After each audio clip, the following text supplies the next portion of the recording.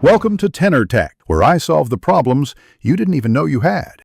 You start with the essentials. Select the right roll-up compression bag size and sort garments by bulk, heavy coats separate from thin shirts.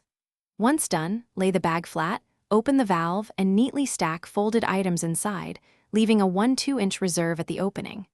Make sure to align pieces to avoid trapped air pockets. Then, zip the bag completely. Press the slider across twice to confirm a tight seal so the roll step works effectively. Now you roll to expel air. Press with your palms to move excess air toward the valve opening, smoothing the bag surface as you go. Once air is pooled near the valve, start a tight roll from the sealed end toward the valve. Keep rolls compact and even because uneven rolling traps air. If resistance or bulges appear, pause, open the zipper slightly to shift bulky items, then reclose and continue rolling to achieve maximum compression for lighter carry weight and space savings. Finish by fastening the valve cap tightly and pressing around the valve to confirm a vacuum hold. You should feel firmness and minimal rebound.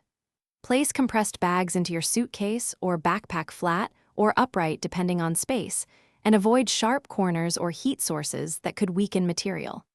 If you notice re-expansion, check zipper closure and valve seating first. Then run a fingertip over the bag to find punctures. Sealable tape or a replacement bag will prevent a mid-trip disaster. Thanks for watching. Subscribe to keep your life in tune.